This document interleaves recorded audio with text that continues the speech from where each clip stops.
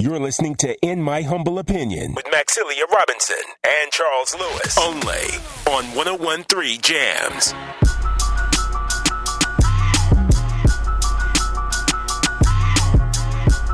I feel like it's been a great show thus far, y'all, and we ain't nowhere near through. God ain't through with me yet. We here. So without further ado, as promised, You like my New York preacher? I didn't know what you were gonna say, Charles, but no. you just want to spit a 16, but that ain't gonna happen. So we need to get to the guests. You always trying to rap. Without further ado, Miss Max and listening audience, as promised, we have our brother Chris Allen here in the booth in the building. Chris, how you doing, my man? How you doing, brother? You be trying to rap, man? You know what, man? So Aaron be hating. Aaron be hating, Chris. When you start, man, you know what? Yeah, you be trying to rap. Yeah, you know what I'm saying? But look, like, so that is my background. Like, so, you know, You coming got- up I think the they whole both be music trying thing. to rap, Chris. You know, like, but you know, truth be told, coming up the whole music thing, you know, but then I did more of the production, more of the management stuff. Set the rapping to the It's side. a lot of Set the rapping excuses, to the but you know what I'm side. saying? you know, Oh, fake Kanye.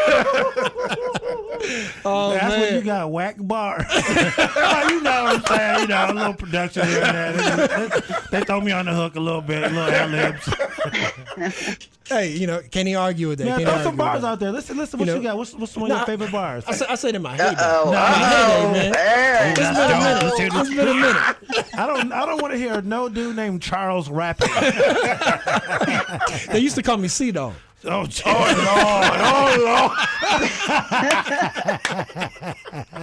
Oh man. And what I would want to say would get this Yeah. show kicked off the air, but C-Dog, It was the early '90s, you man. sound like you had a lot of fans that were white girls with low-riding jeans. What's up, C-Dog? With their Von Dutch hats. yo, I don't know if I'm gonna get through this. You're not. That was C-Dog, right? C-Dog with one gold rope and a T-shirt. But hey, Yo, But my as- name Charles. but as promised, C-Dog. No, we not done. We no, done. we done. Come on, B. C-Dog. all right, let me have it. Now let's hear some bars, C-Dog. Wait, let me ask this. 1G or 2? If 2 you- G's for sure, man. You can't be gangster with Good God, you was garbage. You can't be gangster with 1 G. Oh, man, I love it. He's you're not a rapper who like a banker doing the day. But everybody mess with him because he got money. He got good studio equipment. Right, But- right. Man, let's go to C-Dog. I mean, he can't rap, man, but he got good studio equipment. Facts. All right, my bad, man. No, you good. Hey, I love it. I I come love on it. and I attack the host. Yo, my name's C-Dog.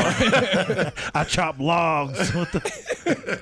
Hey, but My bad. now you go. Hey, as promised, we have comedian. If you can't tell, comedian Chris Allen is in the building, man. And man, you have like number one, super duper talented, and glad to have you on Don't suck because up now that I just don't suck up, man. I'm okay, y'all. Don't listen to him. nah, but for real, yo, the work that you put in, man, and I gotta say, first time that I heard your work, I actually got in my wife's car and she had your album playing. Oh, she did? And before I even okay. knew who it was, I was entertained. Real talk, I was entertained, and I was laughing, and I was like, "Who is this?" Let me look, and I was like, "That's Chris." That's okay. Thanks, you know what man. I mean? I For appreciate sure, that. for sure. You know, I heard your first time I heard you. First time I heard you, my wife was playing. She was playing you in the car, and I was like, "Who is this? Is this Charles?" And sure enough, it was C-Dog. I was like, "Yo, he not dope. Can we turn this?" No, I'm kidding. Oh, How man. do y'all deal with when your friends can't rap though? For real, when they be whack, you be like, "Man, this is pretty cool, man." So Yeah. how your mom doing? That's all you can say. You can be like, "I'll So forward it to Chris, somebody are else at you the one of station." those comedians like I need to sit in the back if I come to one of your shows? 'Cause Absolutely. You roast. I do. Okay. I actually just recorded my a crowd work special at the Southern this Friday. Hopefully, you know, C-Dog canceled on me earlier, so I didn't get to come on. I didn't get to do the show, so I didn't get to advertise it. You know, he's probably doing like some party or something, some early 2000s, so he could headline by C-Dog. You know what I'm saying? Best of the '90s, yeah. Yeah. Apple bottom jeans. Hey, but that Sorry, being said, man. no, you good. But that being said, like I said, man, we really need to shed light on the talent that we have right here, and the work that you're doing like needs to be highlighted, man. It needs to be highlighted for sure. So just, give us sort of the background for real, of your career, like the comedy, No one cares, Charles. No, I'm saying, like, we got to get the people at these shows, man. We got to get it publicized. All right. I started doing comedy like 13 years ago. I was stationed out in Las Vegas. I feel weird y'all looking at me. Y'all got to look at me. My bad. Especially this Cedric Bowles looking dude. Hey, I'm just Cedric without the check. That's all. Right about now, you and Ced about to say. Yeah, I saw Charles when he was, Sabalos when he was a few years out the league. Yeah, for real? He had like a 2-door Mercedes, so he's not doing well. This is like 10 years ago, so he probably downsized to like a Kia now. So. But I started doing comedy about 12, 13 years ago in Vegas. I don't know, man. I always just wanted to try something different, and when I got orders there, I was like, let me give it a shot. I tried it. I fell in love with it. The first couple of years, I was so insecure that I would say 70% of the time I would talk myself out of my jokes. Like I would write these sets at work and I go, yeah, I'm gonna do this, I'm gonna do that, and I would get to the show and go, that ain't funny, this ain't funny, and then I would take my name off the list and just stand and watch the show. Man, that happened for like the first couple of years almost. One of the funniest things that happened, I went to a hookah lounge to do a show. I got on stage. I looked at the crowd. And it was a small crowd, probably maybe 10, 15 people. And I looked out there. I go, I can't do this. And I ran off stage.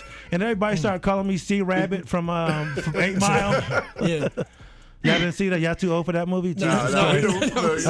Y'all remember breakdancing? I remember all of them. It was like in Roots. You about to hit us with Crush Groove. Like, y'all saw Crush Groove. Yeah. No, but that's real talk, man. So how do you... So comedy sounds like pretty therapeutic for you then, right? Like, how do you come over a show like that? How does Chris Allen come back from that? I still haven't, Charles, to be honest. No, it's just, man, I've been booed off stage before. That's very hurtful. Very hurtful. Very hurtful. C-Dog knows. C-Dog should know. Do you remember everybody that was in the crowd that night? Nah. It's just the booze. I just remember the booze. I'm like, man. It was in Cincinnati. It was a packed show. And like the lady who was hosting the show was killing. I was like, I'm so excited. It's gonna be a dope show. And before she gets done, she goes, oh yeah, before we start the show, just know if they whack booty behind, just boo them. And I was like, what? We're doing that? I drove an hour to get here.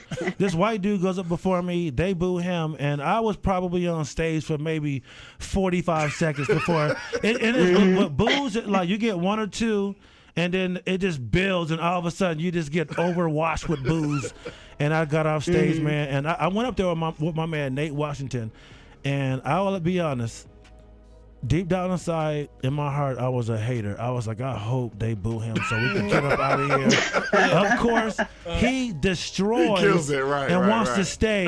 And like after the show, everybody like, yo, you was funny. And then walking by me like, yo, that's the dude that bombed. He bombed. We booed him. He got booed. It was just very, very hurtful, man. It was sad. I have actually had pictures of that show too.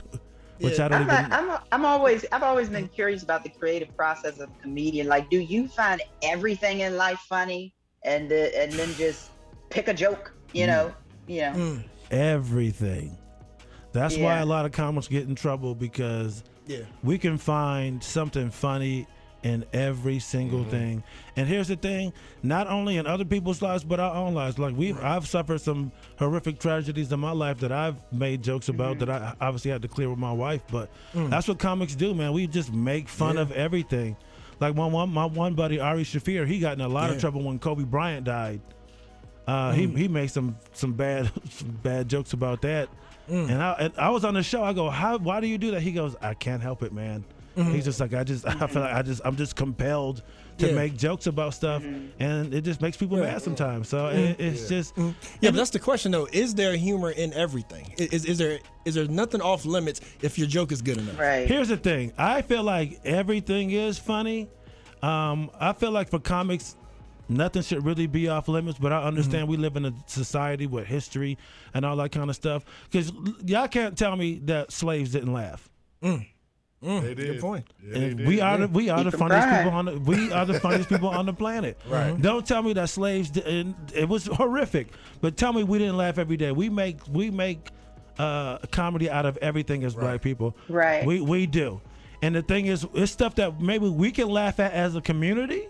That and even within the black community, I'm pretty sure there's people who wouldn't laugh at certain things.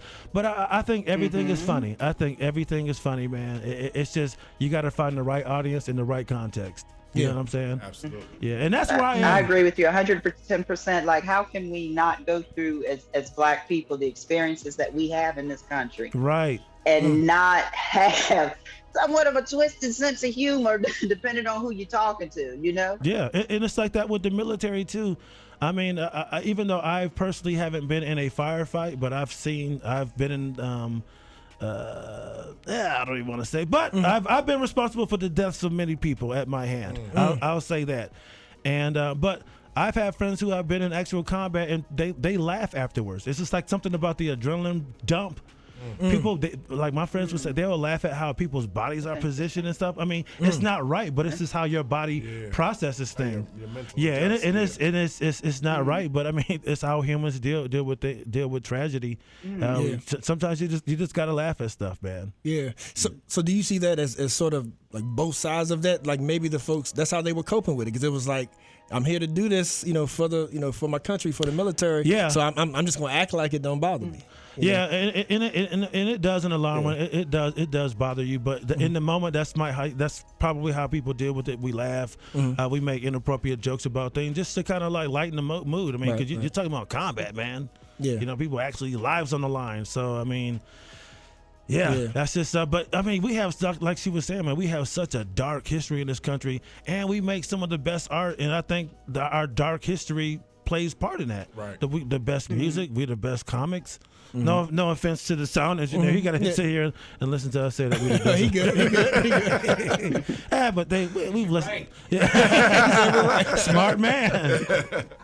Yeah. So I just everything is funny, but we're just so polarized that it's just hard to really not cross pollinate is not the right word, but it's just like, because there's some jokes I want to make, and I open for my man Mark Norman, very funny white comic. His audience are like 90% white, 95% white, and there are some things I do want to talk about, but I'm like, I don't want to get the wrong laugh here.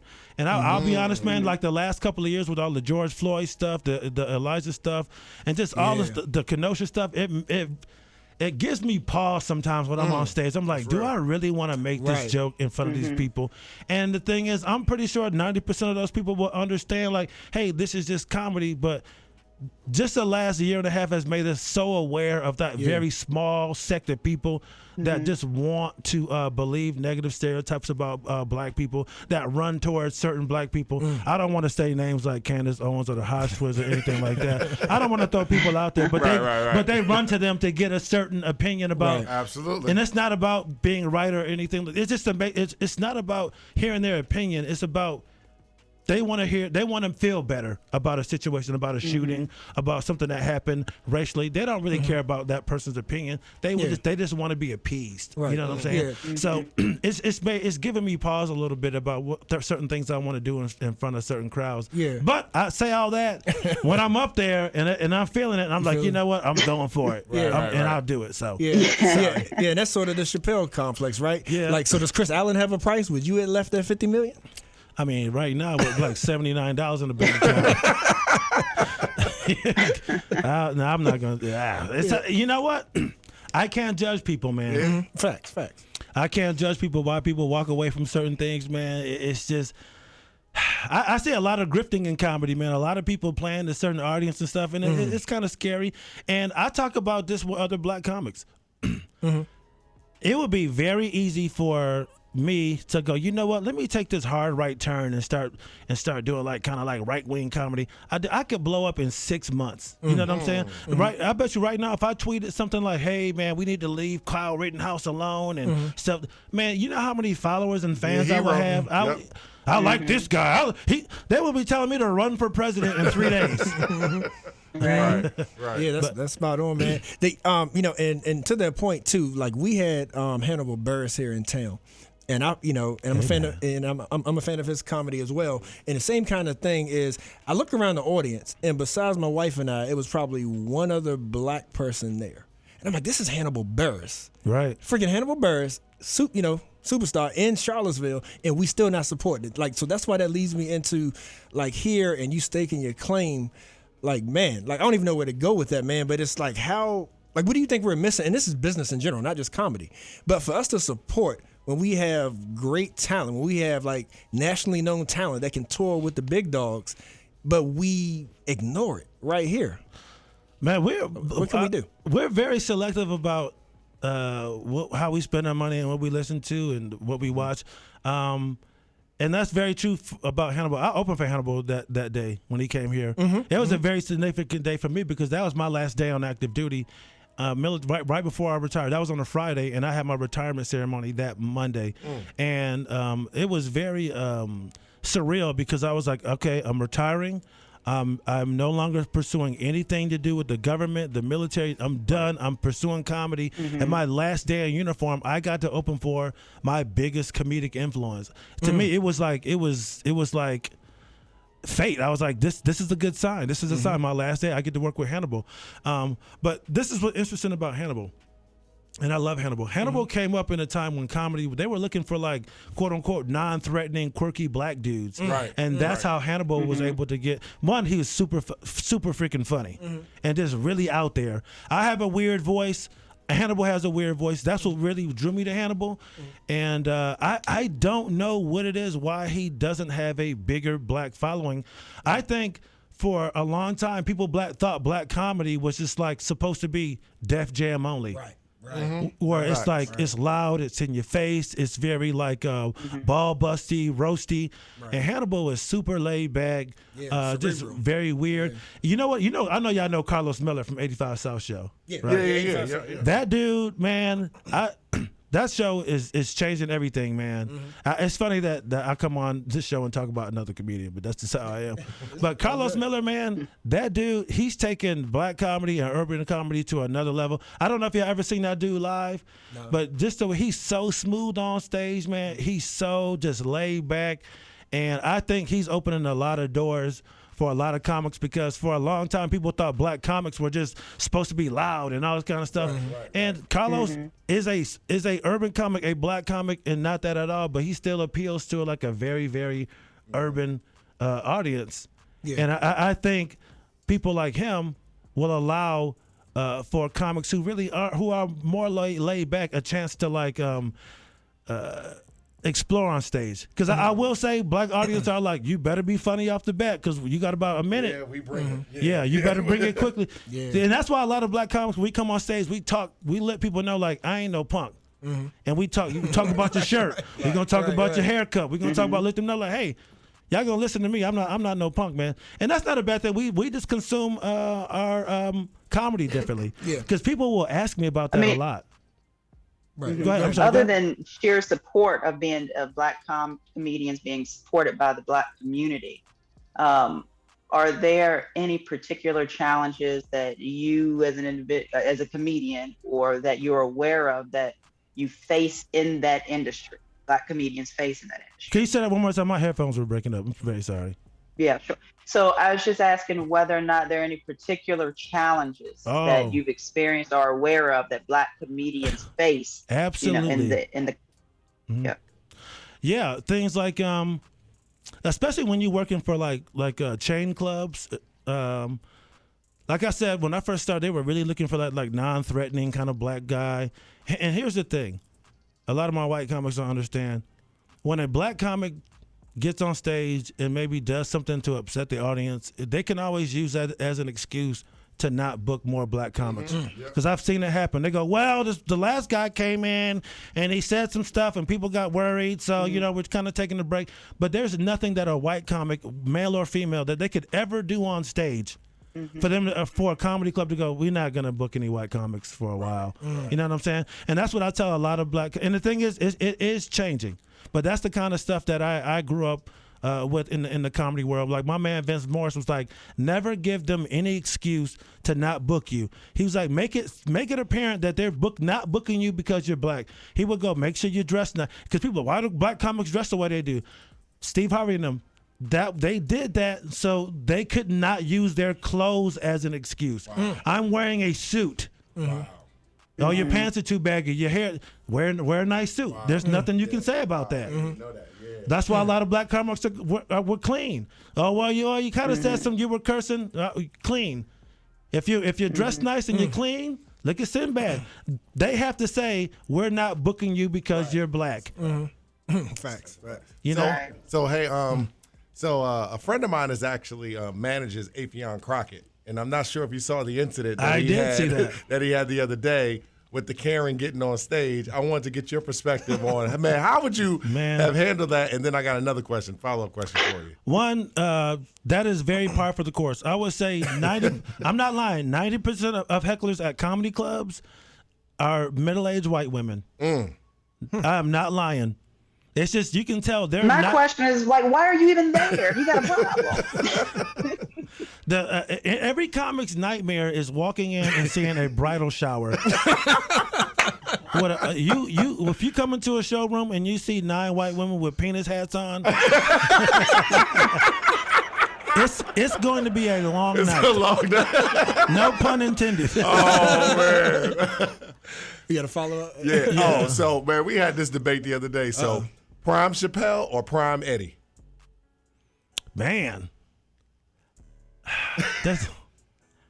I'm going Prime Chappelle, man. Woo, okay. I'm a Prime Eddie. I love Eddie, but Eddie doesn't have a body of work, man. He did. It was a flash in the pan thing, and I'm not saying it wasn't great. Oh no. Yeah, it's just he just didn't do stand up very long, and I get it because stand up is very hard. Yeah. And I mean, look at I'm nowhere, man. That's why you see a lot of these big people, they make it, and they don't come back. It's very, very hard. Wow. Like a lot of people didn't know, like Michael Keaton was a comic.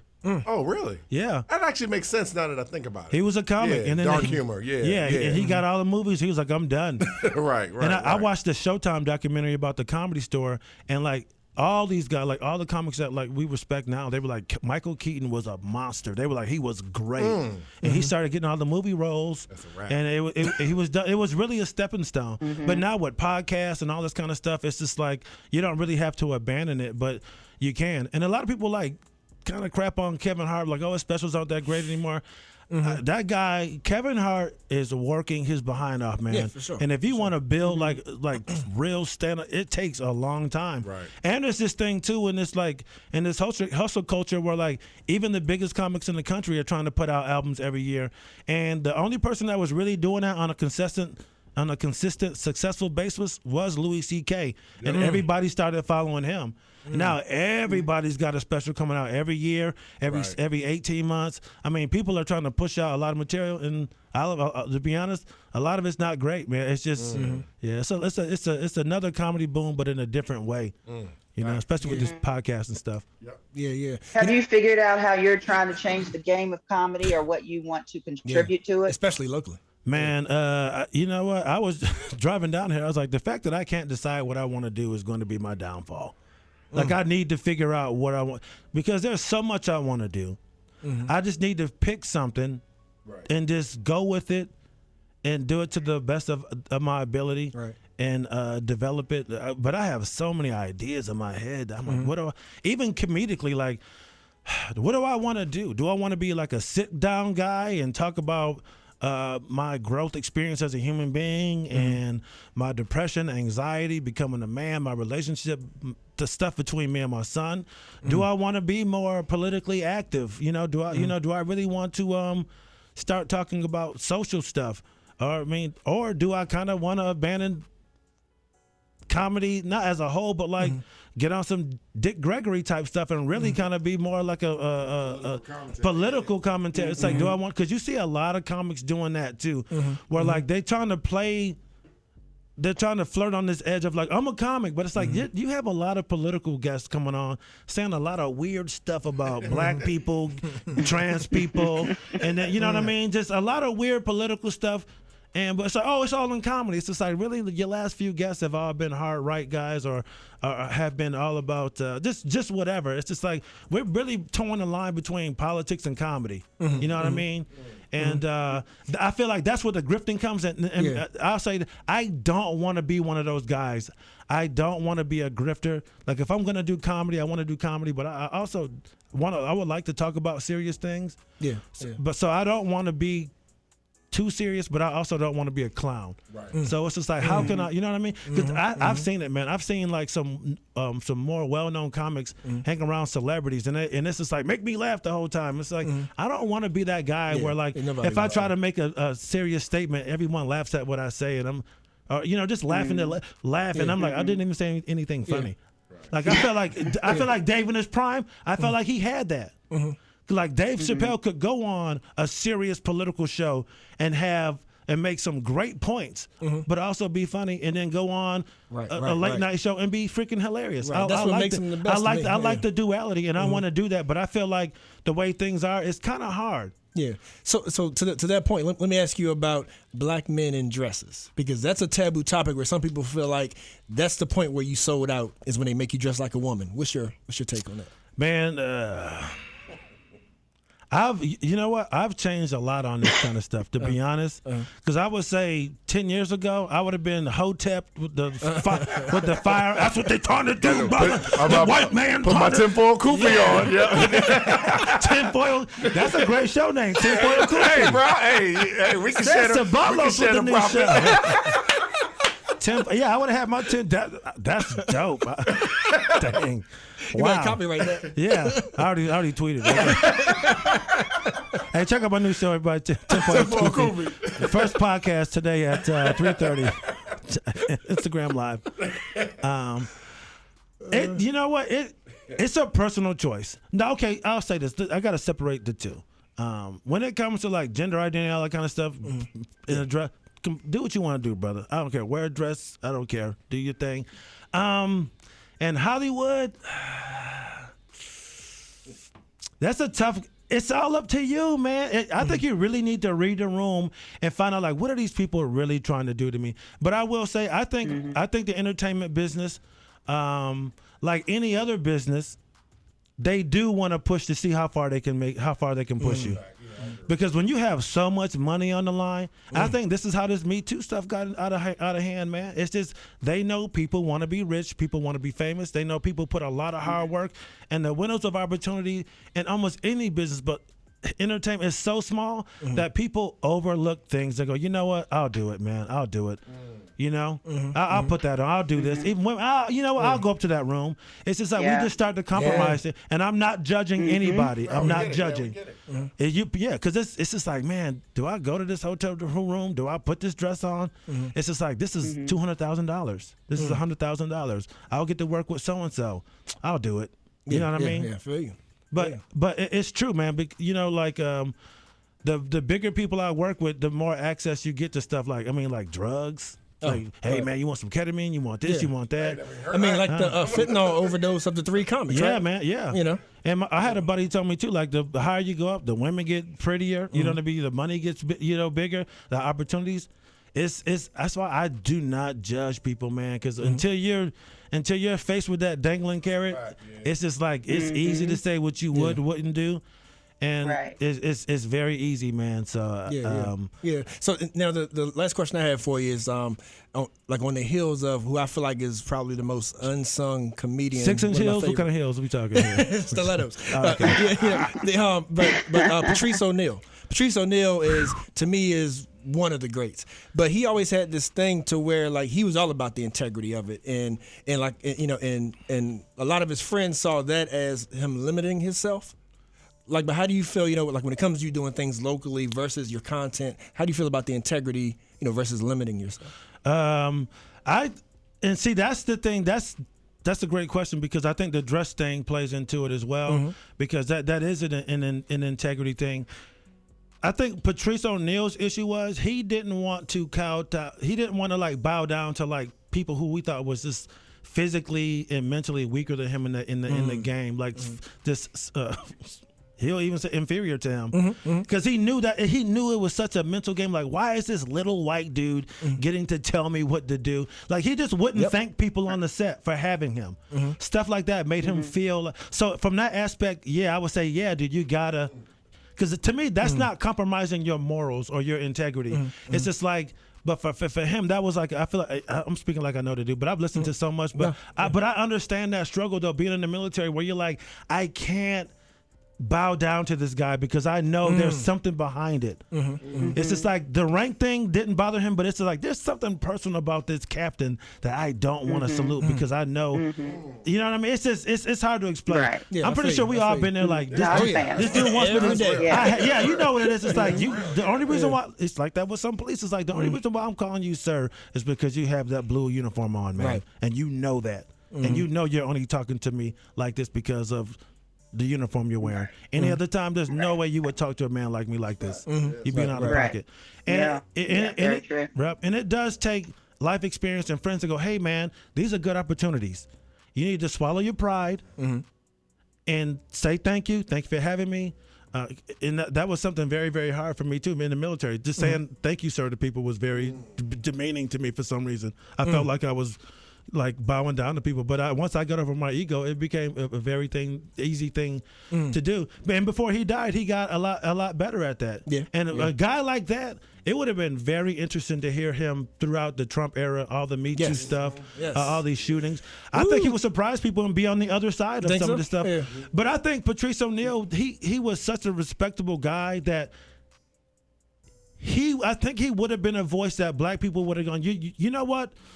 Let me hear what Patrice O'Neal has to say about this, because that's one thing you know about Patrice O'Neal. He was not going to compromise his, like you said, his integrity. If he really felt like person X or Y was innocent, that's a black person I would listen to, because Patrice O'Neal went into that studio with O&A every day, and I'm not calling all those guys in there racist, but there are a couple dudes in that studio that I know do not really care for black people, but they respected Patrice O'Neal because they knew Patrice knew that they were racist, and he would call it on that. That's one thing about a racist. Honestly, when they know you know they're racist and you will call them on it, they will act correct. And a lot of those dudes, they came correct when it came to Patrice O'Neal, and they knew how far they could take it. And that's the kind of respect I want in that game. I want to be able to go to any of these shows, like shows that people go, oh, don't go on that. That's like some old right wing. I want to go on there, those right wing shows, and they ask me some wild stuff about black people. I'm going to tell them the truth and actually have some of those people go, you know what? He's right, man. We over here talking some BS. Last question, man. Now, did I get too serious? No, you good. But last question, man, because this is real serious, Chris. Any advice for C-Dog on the next project? Man, come on, man. We gotta. All right, we up against a break. No, I do have a question. Though. I do, in all honesty.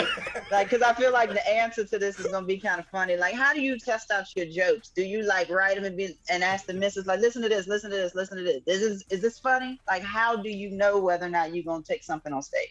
I do run a lot of things by her. Like when I was super new, I would run things by a lot of people, and it kills your confidence. It does, because you have to look at every person as a different filter. Because everybody has their own biases, their own experiences, their own likes and dislikes. So, like, everybody would tell you, oh, I don't like this word. Or, like, what does that even mean? So, what I learned to do is just, like, I have a small group of people. Like, my wife is somebody I can run all my jokes by because she understands where I'm coming from. She understands my thought process. She understands my style of comedy. So, I have one or two people that I run my jokes by. But now I just get on stage and just do it. And then, like, if I have a joke I really want somebody to hear, I go, hey, man, I'm working on this joke at the mic. Come listen to it. Or like if I'm doing a show at a club on the weekend, I'll go tell my boy Mark. I go, hey, man, I'm going to do this joke. Come on and listen to it. So that's how I do my jokes now. I would rather do it in front of a live audience. I would rather do the joke for the people that it's for. And then have comics hear how well it does. And they go, oh, on this part, do this. Because sometimes if you do it before, you might end up taking something out that might work. It might not be funny to comics, but for some reason it resonates with an audience. Yeah. And we have to always tell ourselves our jokes aren't for us, they're for the audience. Yeah. You know, and that's why I don't really care when people don't like my jokes or somebody, or like even if it's a comic I don't really care for, I go, it's not for me anyway. It's for other people to consume. So True that, man. Gotcha. Man, thanks. But before we let you go, man, we got to know what's next. Like, what's next? Where can the people reach you? Where can they see you? Because we got to get out and support, man.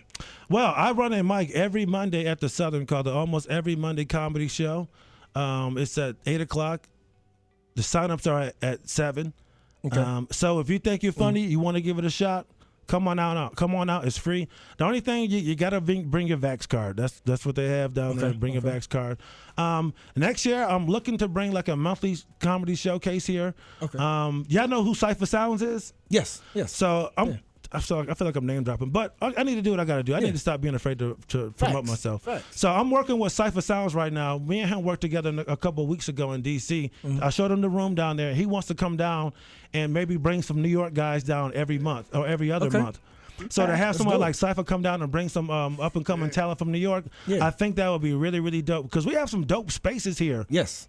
Some performance spaces, like in a lot of towns, man. That's like that's hard to find. But Charlottesville's a place we got venues. So come out every Monday. I also want to start doing like a show for me that I'm gonna headline every month, whether it's a crowd work show or I'm working new material. I would like to see way more black people come out to these shows, so we can have some more diverse comics come to town.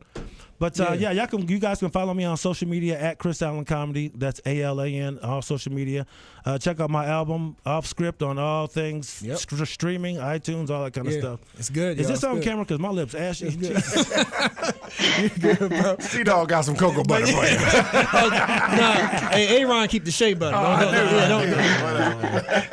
I know he'll cool. He got a sweatsuit on with some Jordans. That's like the cool black dude outfit when he hit 40.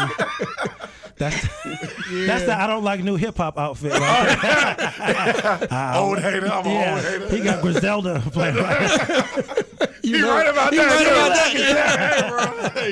Hey, but Chris, man, but thank you, brother, and let's link up, man. I'm ready to support and look forward to having you back on. Thanks, C-Dog. You're listening to In My Humble Opinion with Maxilia Robinson and Charles Lewis, only on 101.3 Jams.